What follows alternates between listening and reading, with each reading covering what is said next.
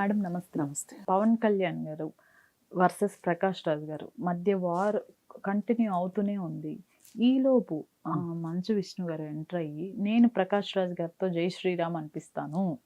ఈ వ్యాఖ్యల్ని ఎలా తీసుకోవచ్చు? ఎలా చూడాలంటారు అసలు? నేను పేపర్‌లో చూసాను ఇది. తర్వాత సోషల్ మీడియాలోకెళ్ళి చూస్తే అతను మాట్లాడింది కూడా నేను విన్నాను. రైట్. నాకు చాలా బాధ అనిపించింది. ఎందుకంటే మనందరికీ రక్ష రాజ్యాంగం. చట్టం, రాజ్యాంగం లేకపోతే ఇప్పుడు మీరు ఒక్క 10 నిమిషాలు ఖైరతాబాద్ జంక్షన్‌లో అక్కడ ఎన్ని వెళ్తూ ఉంటాయి? 5, 6 రోడ్లు జంక్షన్ అది. అక్కడ మీరు కాసేపు ట్రాఫిక్ సిగ్నల్ ఆపేసి చూడండి. ఎంతటి బీభత్సం జరుగుతుందో మీరు ఒక్కసారి ఊహించుకుంటే, మనకి రాజ్యాంగం, చట్టం లేకపోతే ఈ ఆధునిక కాలంలో అసలు మనల్ని రక్షించే వాళ్ళు ఎవరు ఉండరు. పాత రోజుల్లో జనాభా తక్కువ ఉన్నప్పుడు, నేరాలు తక్కువగా జరిగేటప్పుడు ఒక ఊరిలో ఒక పెద్ద మనిషి చెప్తే ఆగేవి. భయపడేవాళ్ళు కూడా. అమ్మో పెద్ద ఆయనకి తెలుస్తుంది, అమ్మో పెద్ద ఆయనకి తెలిస్తే ఏమైపోద్దో, ఇలాంటి భయాలు ఉండేవి. ఇవాళ ఎవరన్నా అలా భయపడుతున్నారా? ఈవెన్ పల్లెటూళ్ళలో కూడా భయపడట్లా. ఎందుకు వచ్చింది ఆ మార్పు? ప్రతి ఒక్కరికి ఈరోజు రాజ్యాంగం అంటే ఏంటో తెలిసింది. రాజ్యాంగం ద్వారా నాకున్న హక్కులు ఏంటో తెలిసినాయి. స్వేచ్ఛ, సమానత్వం, సౌభ్రాతృత్వం మన రాజ్యాంగం యొక్క లక్ష్యాలు. స్వేచ్ఛ అంటే ఏంటి? నేను రెండో వాళ్ళకి ఇబ్బంది కలగనంత వరకు స్వేచ్ఛగా నా అభిప్రాయాలను నేను వెలుగుంచే హక్కు స్వేచ్ఛ. స్వాతంత్రం, నాకు నచ్చిన మతాన్ని నేను ఆచరించే స్వాతంత్రం. పక్క మతంలో చేతులు, వేళ్ళు, కాళ్ళు పెట్టకుండా నా మతాన్ని నేను గౌరవించుకోవచ్చు, నాకు ఇష్టమైన మతాన్ని నేను ఆచరించవచ్చు, నా మతాచారాలను నేను ఫాలో కావచ్చు. అలాగే నాకు ఏ మతమో లేదు అని బతికే హక్కు కూడా ఉంది మన రాజ్యాంగంలో. అలాగే సౌభ్రాతృత్వం అంటే అందరూ స్నేహంగా, సంతోషంగా, ఒకరినొకరు గౌరవించుకుంటూ, ఒకరి హక్కుల్ని ఒకరు పరిరక్షించుకుంటూ బతకటం. అంటే చట్టం ముందు అందరూ సమానులని చెప్పటం. ఈ దేశం నాకు కులము, మతము, ప్రాంతము, రంగు ఇవే వివక్షలు లేకోకుండా అందరూ సమానం అని చెప్పేది. మనం ఇలా రాజ్యాంగంలో ఆర్టికల్స్ ప్రకారం మనం ప్రతిదానికి చాలా పకడ్బందీగా రాసిన రాజ్యాంగం. దానిలో మత స్వేచ్ఛ కూడా ఉంది.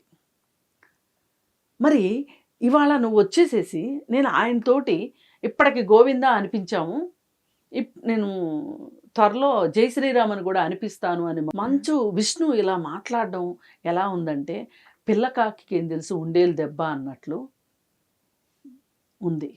అసలు ప్రకాష్ రాజ్ ముందు నువ్వు మా ఎలక్షన్స్లో నువ్వు గెలిచినంత మాత్రాన ప్రకాష్ రాజ్కి నువ్వు ఏ విధంగా సాటి?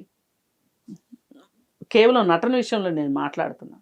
నీ అన్ని డబ్బులు లేకపోవచ్చు ప్రకాష్ రాజ్కి, కానీ ప్రకాష్ రాజ్ దగ్గర ఉన్న విద్వత్తు కానీ, అతను ఎన్ని భాషలు అతనికి వచ్చు, అతని డబ్బింగ్ అతను చెప్పుకుంటాడు, తెలుగు నేర్చుకున్నాడు పట్టుబట్టి.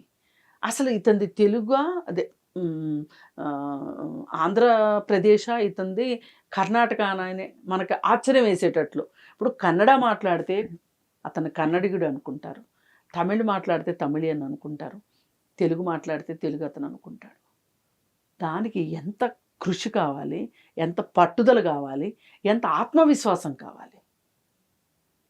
మరి అలాంటి మనిషి ఆయన పవన్ కళ్యాణ్ను ఉద్దేశించి పవన్ కళ్యాణ్ అన్న మాటని ఇది కరెక్ట్ కాదు అని చెప్పినంత మాత్రాన నువ్వు ఈ విధంగా ప్రలాపనలు చేయడం ఎంతవరకు కరెక్టు? ఇక్కడ ప్రకాష్ రాజ్ని అన్నాడనే కాదు, ఎవరిని అనే హక్కు లేదు. నాకు నచ్చిన మతాన్ని నేను ఎంచుకునే హక్కు, ఫాలో అయ్యే హక్కు నాకుంది. అది నా ఇష్టం. నాకు ఏ మతం లేకుండా ఉండే హక్కు కూడా నాకు ఉన్నప్పుడు ఆయన చెప్తున్నాడు ఓ పక్కన ఏమని, మీరు దేవుణ్ణి నమ్ముతారా అని అడిగారు ఎవరో. నేను నమ్మనండి అని చెప్పాడు ఆయన. ఓకే అని దానికి ఇంకా ఏం చెప్పాడు అంటే, నమ్మడం చాలా చిన్న పని, ఒక విశ్వాసం ఉంటే నమ్మడం చాలా ఈజీ. అదే నేను దేవుణ్ణి నమ్మట్లేదు అంటే అది ఒక ఫిలాసఫీ. దానికి చాలా తెలియాలి, నాకంత తీరిక ఓపిక లేదు, కానీ ప్రస్తుతానికి నేను దేవుణ్ణి నమ్మను అన్నాడు. అది అతని చాయిస్, అతని ఎంపిక. నువ్వెవరు మధ్యలో మాట్లాడడానికి? ఇంకా గట్టిగా మాట్లాడితే నీ భార్య క్రిస్టియన్, ముందు నీ భార్యతో అనిపించు. అంటే నేను ఎందుకన్నానంటే అనిపించమని నా ఉద్దేశం కాదు. నువ్వు ఎవరో బయట ఉన్న ప్రకాష్ రాజుని అనే బదులు నీ ఇంట్లో సంగతి నువ్వు చూసుకోవచ్చు కదా. కానీ మళ్ళీ ఇక్కడ ఎగనెస్ట్ ఏమవుతుందంటే అతని భార్యని అనమంటే కూడా తప్పది. ఎందుకంటే ఆమె మతం ఆమె ఇష్టం, ఆమె పుట్టుకతోనే క్రిస్టియన్. నువ్వు పెళ్ళికి ముందు తెలిసే చేసుకున్నావు, ఇప్పుడు నువ్వు మతం మారు అంటే కుదరదు. అదే ఇప్పుడు మనకి రాజ్యాంగంలో ఇంకొకటి కూడా చెప్పింది ఏంటంటే హిందూ వివాహ చట్టంలో ఇప్పుడు హిందువు అని ఒక హిందూ ఒక ఆమెను పెళ్లి చేసుకున్నాడు, ఒక ఆమె హిందువు అని ఒక ఆయన్ని పెళ్లి చేసుకుంది. పెళ్లి తర్వాత భర్త అనుమతి లేకపోయినా భార్య అనుమతి లేకపోయినా దంపతుల్లో ఎవరైనా ఒకళ్ళు వాళ్ళకి చెప్పకుండా మతం మారితే విడాకులు తీసుకునే హక్కు ఉంది. విడాకులకి ఇది ఒక గ్రౌండ్ విడాకులు తీసుకోవటానికి. ఎందుకంటే ఇది మోసం కింద వస్తుంది. ఇప్పుడు పెళ్లి చేసుకునేటప్పుడు ఆమె క్రిస్టియన్ అయినా పర్వాలేదు అని పెళ్లి చేసుకుంటే అది వేరే విషయం. కానీ ఆమె క్రిస్టియన్ అని తెలియక చేసుకుంటే నువ్వు చేసుకుంటావు. తరువాత ఆమె నీకు చెప్పలేదు, దాచిపెట్టింది, క్రిస్టియానిటీని ఫాలో అవుతుంది ఆవిడ, నువ్వు ఆమెని ఈ రీజన్ తోటి నువ్వు డివోర్స్ తీసుకోవచ్చు. ఎట్లా? పెళ్ళప్పుడు మీ ఇద్దరు హిందూ సాంప్రదాయ ప్రకారం పెళ్లి చేసుకున్నారు. పెళ్లి తర్వాత ఆమె ఆల్ ఆఫ్ ఎ సడన్ నీకు చెప్పుకోకుండా క్రిస్టియన్ మతాన్ని ఆచరిస్తుంది అనుకోండి, అప్పుడు ఏం చేస్తారు? ఈ భర్త అడగొచ్చు కోర్టుకు వెళ్ళి, ఇతను ఎందుకు అనుకున్నాడు ఈమె హిందూ అని? హిందూ మతాచారం ప్రకారం ఈ పెళ్లి చేసుకుంది కాబట్టి. అందుకని ఎవ్వరికి వాళ్ళు కన్వీనియంట్గా మాకు నచ్చిన విధంగా పాపులారిటీ కోసమో దేనికోసం మాట్లాడతానంటే కుదరదు. నేను ఇందాక ప్రకాష్ రాజు యొక్క గొప్పతనం గురించి ఎందుకు చెప్పానంటే ప్రకాష్ రాజుకి అంత గొప్పతనం ఉన్నా లేకపోయినా ఆయన భారతదేశంలో ఒక పౌరుడు, ఒక సామాన్య పౌరుడే అనుకుందాం. సామాన్య పౌరుడికి కూడా హక్కులు ఉంటాయి. మేధావులకే కాదు హక్కులు, బహుభాషా కోవిదులకే కాదు హక్కులు. కాకపోతే నీకున్న తెలివితేటలకి, నీకున్న ఐక్యూ లెవెల్స్కి, నీకున్న సినిమాల్లో నువ్వు వెలగబెట్టిన వ్యవహారానికి నువ్వు ప్రకాష్ రాజుని మాట్లాడేంత పెద్దవాడివి కాదని మాత్రమే నా ఉద్దేశం.